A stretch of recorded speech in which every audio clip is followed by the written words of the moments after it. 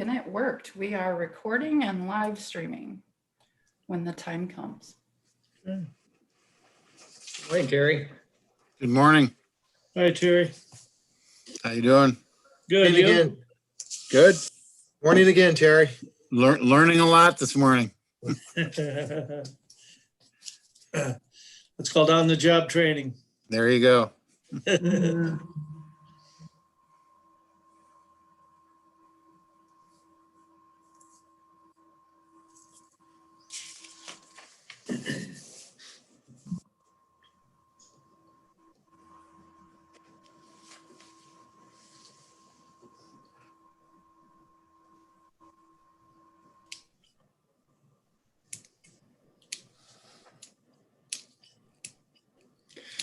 Okay, I've got 10 o'clock, so we might as well go ahead and get started. We'll call the meeting of the Finance and Administration Committee to order.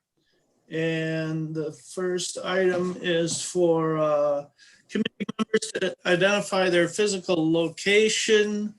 I am Commissioner Hope. I'm attending remotely from my home in the city of Mount Pleasant. Commissioner Jelezinski, participating from my home in Chippewa Township, Isabella County, Michigan. Commissioner Jim Horton, participating from my home in Union Township, Mount Pleasant, Michigan. Okay. And next up is call to the public. Do we have anyone for public comment? There is no public at this time, Mr. Chairman. Thank you, Nicole. The next up is consider accepting and placing on file the December 10th, 2020 routine personnel items, the December 24th, 2020 routine personnel items, and the January 7th, 2021 routine personnel items as presented. Do you have any comments on any of these? Or They look pretty routine. There's maybe 4 that aren't associated with a step increase, and 2 that we already know of. That's Mr. Tillman's retirement and Steve Grotzer's hire. And we have a couple of part-time positions. We have a resignation, which is probably pretty typical. Mm-hmm. Yep. Yeah, I didn't see anything too out of the ordinary. Just the one hire, Stephen Kretzer. So I'll make a motion that we consider accepting and placing on file the December 10th routine personnel items, the December 24th routine personnel items, and the January 7th, 2021 routine personnel items as presented. I will support that. It's been moved and supported. Any more discussion? Hearing none, all those in favor say aye. Aye. Okay. Next item, consider adopting the municipal employees retirement system MERS defined benefit and defined contribution plan adoption agreement addendums and authorize the board chairperson to sign the same. Margaret, you want to run with this one? I'll start the ball and I'm going to hand it off to Nicole at some point probably. So Okay. just so you know, this is an administrative function. It does not change any of the participation of any of our employees. It doesn't change anything in any of the collective bargaining agreements. It doesn't change anything on our agreements with MERS. It is basically, MERS has sent out these questionnaires, I'll call them, which really isn't a good identifier for the deep dive it took to finish them, but we'll just call them the questionnaires. These addendums out to make sure that their information on file was accurate. So that's what this is. This is us looking at every single division that we have and making sure the information is accurate. It's a good thing for the county. It's a good thing for MERS. It's a good thing for our employees. So for those who are new to the discussion, or even those who aren't, just to remind you, we have 2 different types of programs. We have what's called a defined benefit, which some people refer to as the pension program. That defined benefit is primarily our longest ranged employees, although there are some collective bargaining agreements that didn't get changed to the defined contribution at the same time the other employees did, the non-reps. We have 2 different programs. We have a defined benefit, which is like the pension program, and we have a defined contribution. which in layman terms is more like a 401, for example. So we contribute to the defined contribution, as does the employee. In the pension program, the contribution is all by the county. So you can look through, I'm sure you've all read through the packet of information at length, and you can kind of see the areas of when we moved from defined benefit to defined contribution. But I think it's very important, again, to make sure as we have this discussion today and as we move this forward to the board, that it's very clear to the commissioners, to the public listening, but very, very clear to the employees. These have nothing to do with changing anything. No benefits are changed, no contributions are changed, no multipliers are changed. Nothing like that has been changed. It's looking through the document and saying, okay, what is accurate for Isabella County? So that's all. This is basically housekeeping, and we've completed it. I would like to tip my hat to Melissa Franklin of my staff, one of our staff accountants who did the particular deep dive on this, and Nicole Frost, who has worked on this. And I've certainly worked with them, and we've gone through these. And I will tell you, over the holidays, I guess just before the holidays, and then after the holidays, on a Zoom call or on a conference call, Nicole and Melissa and I went through every item on every one of these things to make sure that they were accurate. So that's what these addendums are for, just to get the information. You know, some of the information MERS didn't have, some of it they had, some of it, you know how that goes. It's a lot of information. So we're happy to answer any questions. I think the staff report does a great job of explaining what we're doing, and hopefully my explanation was helpful. And Nicole and I are happy to answer any questions you might have or provide any clarification you might like. I have one question, Margaret. I think the staff report mentioned something about correcting errors. I guess I wonder what kind of errors were found. Well, for example, we'll just pick one of these up. We'll pretend we're going to go through one of these big deep dives. So you can pick any one that you want. And I'm just going to open up my packet and pick one. So on page 5 of all of these, under the adoption agreement addendums, they talked about what types of payables we were reporting towards retirement.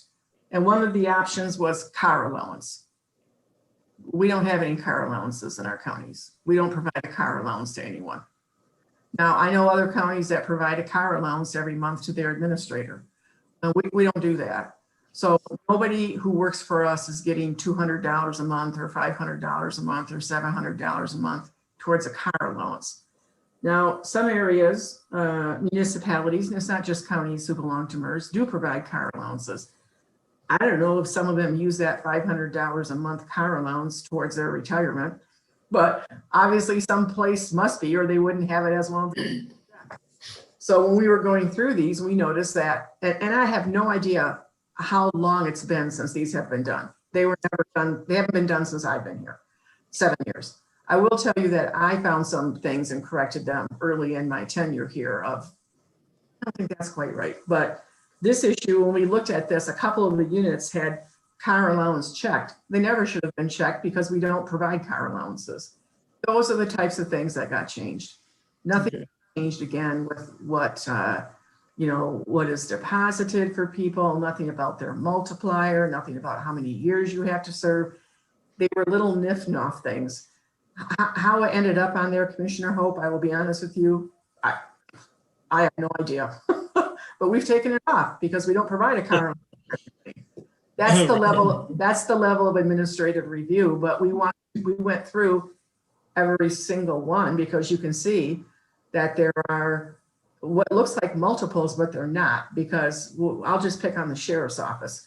The sheriff's office has people under defined benefit and defined contribution in their same collective bargaining agreements. So you have, you might have a defined benefit for command, but you also have a defined contribution. I will tell you, as the car allowance example, nobody gets that. So I have no idea how that got checked at one time. We don't do it.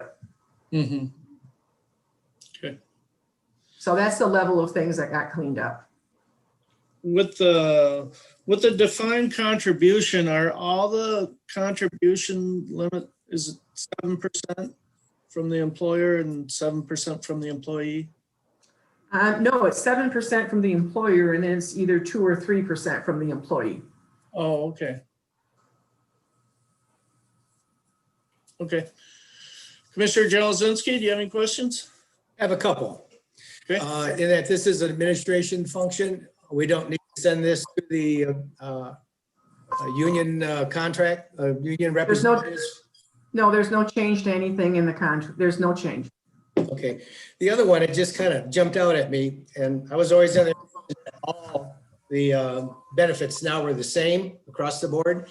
But if you look at the non-represented on page 206. Are you looking at defined benefit or defined contribution? Defined benefit. It has Okay. under part-time employees, those who work, regularly work fewer than 30 hours per week. Mhm. It says that the non-represented are included, whereas all the rest are excluded. And I was just wondering the reason for that. The way it's always been, Commissioner. What page was that on the plan? Page 206 for the non-represented. I'm trying 206. to get to that point, sir. Hold on just a second. Oh, number 6.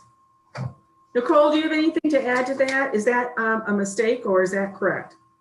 No, it's not a mistake. We actually, I think didn't it's a think so. function of the aged defined benefit retirement plan. So we do have some part-time employees who are non-rep, who are on the defined benefit plan. And so this is something that kind of, when we were going through these, we had to make sure it fits what's currently going on. And we do have a couple of employees who are non-rep part-time that are receiving this defined benefit retirement. And that's just a function of what the rules were when they started back then. I will say, in order to receive the defined benefit retirement benefit, an employee has to satisfy what's called a days of work eligibility. And so even if they are part-time, they still have to satisfy an hours requirement of, I believe it's 75 hours per month that we have in here.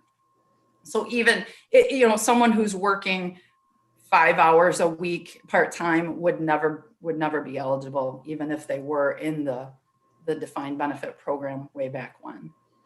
All right, thank you very much. I hope, yes. You're welcome, Commissioner.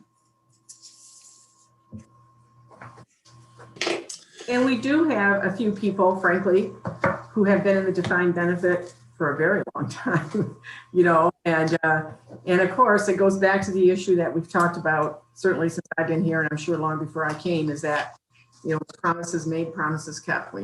That those people are still working under that assumption, and we don't want to change anything with their retirement at this point. Okay, good. I have no further questions. Commissioner Horton, do you have a question? Yeah, just real quick. I think we have to, I think it's important that it's emphasized from the board that there are no changes. This is just basically house cleaning or housekeeping. Looking at this too, you can imagine I would not want to be one of the counties when you're talking defined benefits. If you're talking also with medical involved, we are not medical. Mr. Terry, just to let you know, the county, I think it was 2002, if I recall, I haven't got it. I think it's in the document when the county made the change to go from defined benefit into defined contribution. There's also when it retires, those people who are under defined benefit, there are no medical benefits associated with that. And that, I think that's I guess it's how you look at it, what end of the spectrum you're on that. But that is that would be a much more difficult situation for this county if that was the case. Sure.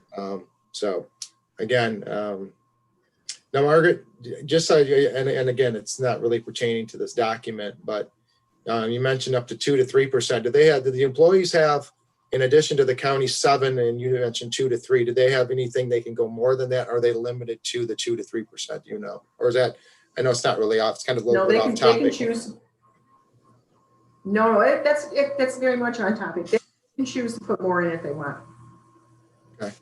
But the county matches up. Do they have to put a certain amount in then? Do they have to put 2 to 3% to get the county match, or the county just puts in 7% regardless Yes. if the employee does anything? No, they have to meet whatever is their thing. So they have to meet the 2 or the 3%, depending on what unit they're in. Yes. Okay, all right.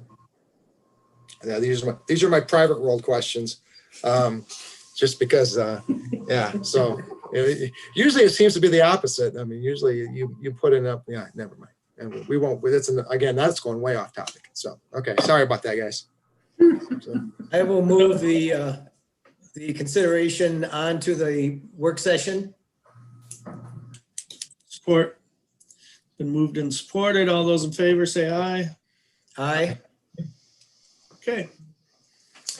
That brings us down to number 6. Consider approving the fiscal year 2020 coronavirus emergency supplemental funding CESF grant contract addendum A between the Michigan State Police and the Isabella County Sheriff's Office, and authorize the board chairperson to sign the same. Margaret, you want to take this one also? Yes, actually, I'm going to hand off to Nicole. Nicole, could you elaborate a bit? Absolutely. So the state contacted us with this actually very simple addendum. It's got 5 parts. The addendum is identical for each of our 3 CESF, Coronavirus Emergency Supplemental Funding Grants. We have one for sheriff, one for PA, and one for trial court. I say the addendums are very simple because as you read through them, the first revision is just correcting the number of pages in their grant document from 17 to 16. The next modification really is the most significant. That extends the grant period, changes it from in the beginning, they said it was the full execution of the agreement. Now they've changed it to the start of the period of agreement. So it's when they issued the grant, not when we executed it. So if any of you were in attendance at our criminal justice meeting this morning, or maybe it was human resources, I'm not sure which. No, it was criminal justice this morning. We talked about the grant performance period being March 1, 2020 through September 20 of actually 21 this year. And this addendum helps to put in place the start period of that as March 1st. The 3rd and 4th addendum modifications just reference contract attachment numbers. They got the attachment numbers wrong, probably several revisions of this document. So again, it's just cleaning that up. And then the 5th and final revision is just stating a clarification that an equal employment opportunity plan is not required as an applicant requirement for this grant. So just again, some very simple changes. Again, they're all identical addendums for each of the 3 CESF grants. So these are basically housekeeping issues to the grant. I'm sorry, Nicole, I thought you were done. I apologize. You're fine. I was just saying it's a separate motion for each grant because they're separate addendums, they're separate grant contracts. So it's got to be 3 separate motions. So these are basically, thank you, Nicole. These are basically housekeeping items presented from the Michigan State Police Emergency Management folks that they found with their document they had to have corrected. So there's nothing about this having to do with the county's part of the document. It has to do with their housekeeping issues. And I want to say on behalf of the Michigan State Police and the governor's office and everyone else that we have worked with during this pandemic, municipalities, whether they're local, like Isabella County Emergency Operations Center, local planning team of which I'm on, and there's all sorts of community leaders on that, or regional, like the regional group we're on, or statewide or nationwide.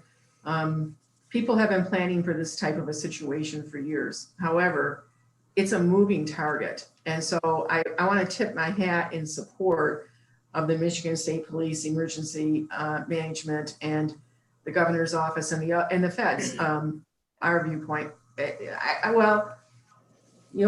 FEMA has their own issues right now, but from our viewpoint, we're lucky to be working with the state level folks that we are, and they're having a hard time. Things are changing quickly and whatever. So I am certainly in favor of asking the board to approve this and move these forward. These are little nif-noz they found in their contract document. It really doesn't have anything to do with the delivery of what we've done locally. It doesn't change the dollar amounts that we get? No. I No. would add though, Commissioner Hope, that since I talked about it being mentioned in Criminal Justice Committee this morning, I would just say the reason it was on the agenda this morning in that committee is that the Court Administrator Carrie Curtis has requested an additional $60,000 for the trial court CESF grant. Still the same grant. It still needs, requires this addendum. But if you remember, they hadn't requested their entire allocation in the beginning. Right. So they're going back to the table for more. Right, good. So when all the committees report out at the board meeting, you're going to see something coming from criminal justice, which is different than what we're discussing here today at finance. That is an adjustment of dollars going up. So we're going to be very happy to recommend that to the Board of Commissioners along with the courts. But these three items do not indicate any change in the dollar figures. Okay. Commissioner Jelizinski, do you have any questions? No, I do not. Okay. I'll go ahead and make the first motion. Consider approving the fiscal year 2020 coronavirus emergency supplemental funding CESF grant contract addendum A between the Michigan State Police and the Isabella County Sheriff's Office and authorize the board chair to sign the same. Support? It's been moved and supported. Any further discussion? Hearing none, all those in favor say aye. Aye. Okay, do you want to do the next one, Commissioner? Yes. Consider approving the fiscal year 2020 coronavirus emergency supplemental funding grant contract addendum A between the Michigan State Police and the Isabella County Prosecuting Attorney's Office and authorize the board chair to sign the same. Support. It's been moved and supported. Any further discussion on that one? Hearing none, then all those in favor say aye. Aye. And I'll do the last one. Consider approving the fiscal year 2020 coronavirus emergency supplemental funding CESF grant contract addendum A between the Michigan State Police and the Isabella County Trial Court and authorize the board chairperson to sign the same. Support? It's been moved and supported. All those in favor say aye. Aye. Okay. Chairman Hope, I have a question for you. I didn't read Absolutely. the full item on number 5. Did that have been done for the record? We're okay. It's Go ahead and, I meant to. we're okay. All right, thank you. Mr. Chairman, if I could just clarify something real quick, just Yeah, absolutely. little point of information, particularly for our new commissioner, Commissioner Hutchinson. It may sound strange. Why is the Michigan State Police and the county entering into a contract about coronavirus? There's a whole branch of the Michigan State Police, which is the Michigan State Police Emergency Management Division. Huge division. And that's who these are coming through. So it's the Michigan State Police, yes, but it's the Emergency Management Division. So it's not, I don't want to say it's not the law enforcement division. I don't want to misspeak myself, but it's a different division than what we see at our local offices of the state, posts of the state police. So emergency management in the state of Michigan is managed by the Michigan State Police. And you'll see grants coming for that through criminal justice for our emergency management. You'll see things coming from finance, depends on what category in the county that's covering. But the Michigan State Police Division of Emergency Management, we receive funds from and we work very closely with them. Thank you. I wanted you to, and it sounds a little odd, why would that be? But that's the structure. Thank you, Mr. Chairman. Absolutely. That gets us through those. Jerry, did you have anything else on those? No, I don't. Okay, thank you. Invoice list discussions. Let's see.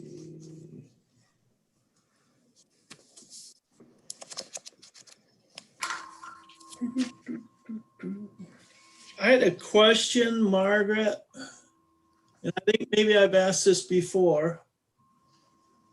But on the 1211 invoice list, charges for Bowl Contracting for snow removal? Right, we contract for snow removal. I'm trying to look at this one and figure out where that is. It's not in the top, it's down in the. Okay. Okay, sir. Yes, we do contract for snow removal. We have to remove snow from big parking lots like Commission on Aging. Our parking lot in our building, all of our parking lots and all of our buildings. We don't have the equipment to do that. What we do have is, I believe in last year's budget, or maybe it was even the year before, we bought a small, we bought a small tractor with a blade on it that we do our sidewalks with around the county building downtown and the courts building. We used to be able to rely quite heavily on trustees who are inmates at our jail, our guests at the jail. However, the jail functions very well, and it functions with a lot of trustees. So trustees, do the laundry, trustees help with the food, trustees clean the facility, whatever. So those trustees need to stay in the jail when there's numbers in the jail that there's not as many trustees. So we've worked great with the sheriff, and occasionally we do have particular situations that we will pull people out, or ask him if he will assign people to us. And we have a great relationship with the sheriff and his staff. But we do have snow removal contracts. We do an RF request for bids for those every year. We receive those, we enter them. So those contracts, there's a certain number of amount of snow there has to be. I believe it's 2, unless we call them. They do the ice melt and the rest of it. So that's what that's for. We don't have the staff or the equipment to do big parking lots. So it's not a per event contract, unless we have to call them? No, it is a per event contract. It is per event. Event is that, if there's a certain amount or more, they just automatically come. What happens sometimes is we'll have a parking lot cleared, and then, by 10:30 in the morning, it's starting to ice up or whatever, and we need to call them back. But there is, in the contract, there is a amount that they have to come once that amount happens. We've worked with this company, quite frankly, for years. And we did, like I said, we release bids every year. The interest in bidders has decreased over the years, but we're working with this company, and they do a fine job for us. Okay, very good. Margaret or Chairman, Yes. I'm sorry, I would add, just because there's such an enormous amount of the BOLI invoices this time, I believe it was accountant Melissa Frankquist who found in her audit work, BOLI had not invoiced us for snow plowing at all last year. And I think with the change in facilities directors, it just kind of got missed. And so that's why there's so many in the current invoice list, is because those are all from last year. Oh, good point, Nicole. Point that I missed. Thank you. I forgot to mention that. Exactly. That's something that we found in prepping for the audit, and went, oh, they need to bill us. So that's why there's so many of them. Gotcha. Yeah, I was going to make you saved me from making one of my smart comments that, darn, I should go out and buy a truck and everything and with a plow on it, because those are so significant. Some one-time plows, shoot, that sounds like one of my kids trying to hit me up for shoveling the driveway or something like that. So Yes. all right, that makes a lot more sense, because I'm looking at 3, 2, 7, 9, 11, 10, $15,000, $16,000 for one snowfall. I'm going out buying enough. I apologize. I left out the significant information. That's on me. I apologize. Yeah, I think Jerry, Tobin, and Terry, myself, screw the heck with this county commission. We're just going to go buy snowplows and just lock them up. Okay. So, yeah. Okay. Thank you. Yeah, now. Yeah, that's Well, good. Jim, I have my own smart aleck comment. since the company didn't think about billing us, we should have just sent them a thank you note at the end of the Yeah. There you go. I've been on that I've been on that end sometimes where, yeah, you do forget to bill somebody and, especially Margaret mentioned that it was a long time people and you just, whatever. And I've seen it happen with contractors too. It's like, wait a minute, so anyway, okay, never mind. I'm done. We're good. The next question I had, Margaret, on the next one on 1218, Yes, the KLP Ventures, it says $11,320, 283 property notices served. Does that, and maybe you'll have to get a hold of the treasurer, but does that mean those properties have entered the foreclosure process? I would prefer not to answer for the treasurer. I will ask him, and I'll get an answer to you. I wonder If too, that's acceptable. if that's typical or if that's high this year, or is some kind of baseline over the last few years. Sure, I will find out and I will let you know. I will email the treasurer, sure he'll email back. Yeah, sounds good. Sounds good. Commissioner Jelezinski, do you have any questions? I don't on that list, no.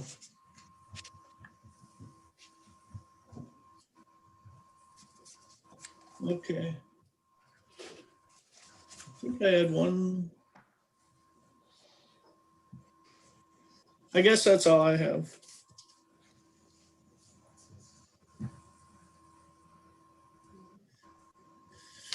Anybody else? Any comments on invoice lists? I have a question on the January 8th. And this is probably something the treasurer needs to answer again. I see there's a number of payouts to the school districts for PA 105 property PRE denial.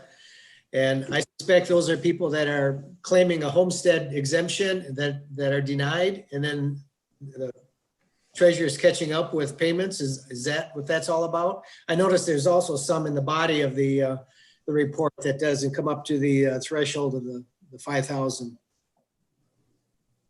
I'll ask the treasurer and he can get back with us. All right, thank you. Yeah, that's the other thing I was gonna, thanks Jerry for bringing that up. That was the other thing I couldn't remember. Because it says PRE, which I thought meant personal Residents. residence exemption, but then it's for school districts. Well, I don't want to speak for the treasurer. We'll just have him respond back. I think I know what it is, but I would prefer that he address the question. Okay. Very good. Do you have anything else, Jerry? I don't. Okay, neither do I. Margaret, Nicole, anything else?